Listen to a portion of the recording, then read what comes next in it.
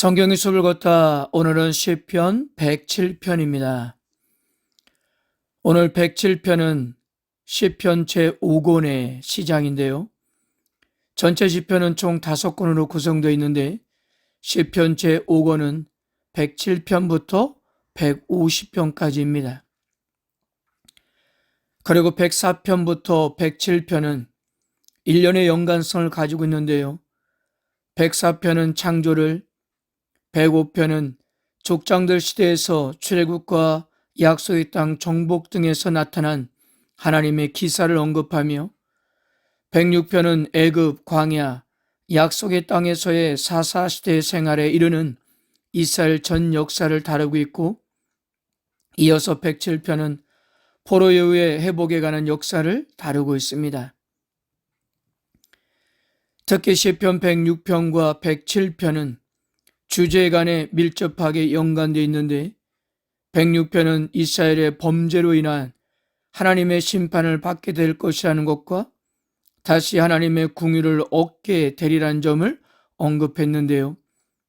107편에서는 이러한 기도가 마치 응답이 된 듯 사방으로 흩어진 자들을 하나님께서 모으신다는 사실을 언급하고 있기 때문입니다.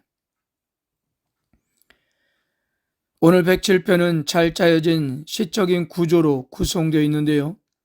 특히 4절에서 32절까지는 고통스러운 삶의 상황, 부르짖는 기도, 기도 응답으로 하나님의 베푸시는 구원의 은혜, 그리고 후렴구로 그 은혜에 대한 감사라는 구조가 4번이나 반복되고 있습니다. 먼저 서론적으로 1절에서 3절까지 여호와께 감사할 이유를 밝히고 있는데요. 시는 먼저 감사할 이유를 그는 선하시며 그 인자하심이 영원하기 때문이라고 했습니다.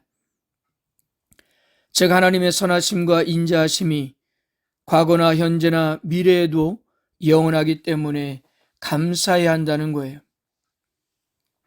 무엇보다도 대적의 손에서 속량을 받은 자들은 여호와께 감사한다는 것인데요.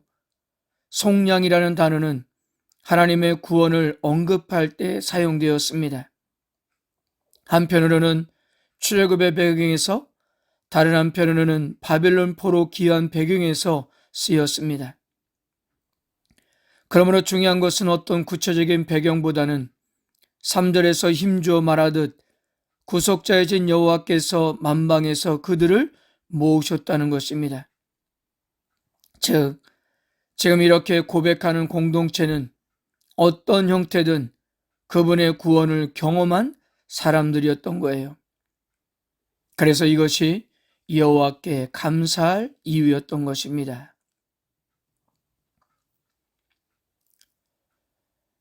4절에서 32절까지 구체적인 사건들에서 나타난 하나님의 구원에 대해서 언급하고 있는데요.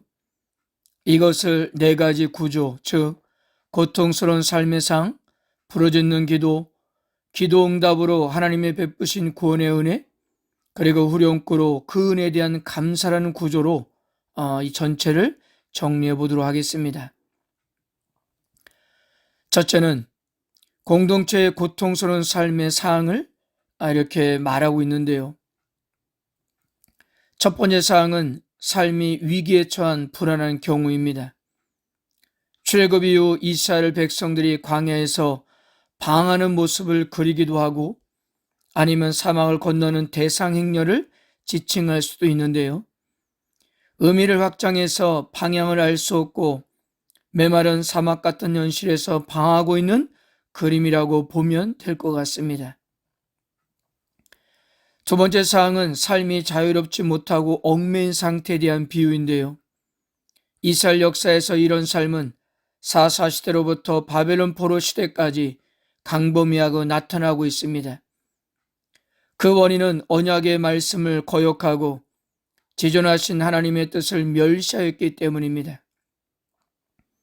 하나님은 그들에게 노역하는 노역으로 인한 무거운 짐을 지게 하심으로 그들을 낮추셨습니다. 세 번째 사항은 질병으로 고통하는 경우입니다. 모든 질병이 다 죄의 결과는 아니지만 하지만 이 시에서 질병은 죄에 대한 결과였습니다. 네 번째 사항은 강풍과 바다 물결의 사항인데요. 이것은 인간이 어찌할 수 없는 사항이에요. 그저 인간이 할 수 있는 것은 바다가 잠잠하기만을 기다릴 뿐이었던 것입니다.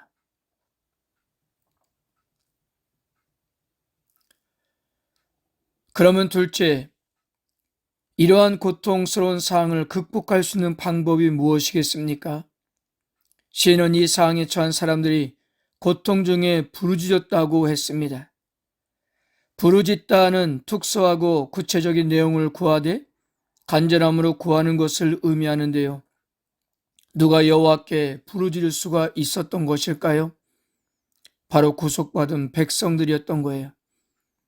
그래서 기도는 구속받은 성도들의 특권이요 은혜가 된다고 그렇게 말을 하고 있는 것입니다. 셋째, 구원의 체험을 설명하고 있습니다. 여호와께서 그들의 고통에서 구원하셨다는 거예요. 그들이 부르짖을 때 여호와께서는 방황하는 그들에게 거주할 성읍을 주셨고 흑암과 사망의 고통 속에 있는 자들을 건져주시고 질병으로 고통받는 자들을 고치시고 위험한 지경에서 건져내셨습니다. 강풍 같은 삶의 역경에서 구원하여 안전한 항구로 인도해 주셨습니다. 어떤 상황에서도 여호와께 부르짖을 때 여호와께서 들으시고 구원하셨던 것입니다. 넷째, 여호와께서 행하신 일로 인한 감사인데요. 구원함을 받은 자들은 어떻게 살아가야 할까요? 이 시의 후렴구에 반복적으로 여호와의 인자하심과 인생에게 행하신 기적으로 말미암아 그를 찬송할지어라고 말했듯이 찬송을 해야 한다는 것입니다. 마지막 33절에서 43절까지 언약의 하나님은 자신의 백성을 심판으로, 구원으로, 징계로, 그리고 마침내 기쁨으로 이끄신다는 거예요. 정직한 자들은 그들이 경험할 큰 구원을 보고 기뻐하지만 모든 사악한 자들은 자신들에게 내려진 공의로운 판결을 반박할 수 없어 자기 입을 봉할 뿐이었습니다. 그러므로 지혜 있는 자가 되려면 이 모두를 주목하고 깊이 생각해야 한다는 것입니다.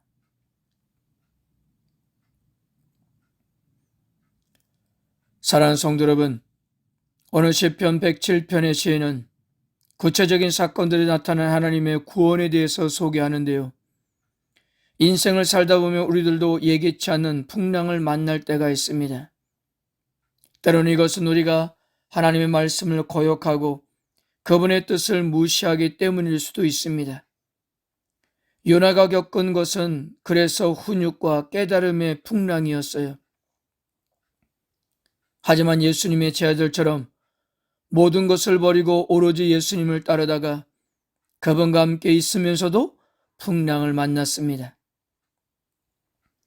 사실 잘못해서 겪는 풍랑이라면 이해하고 반성하며 깨닫고 잘못된 길에서 돌이키면 되는 것입니다.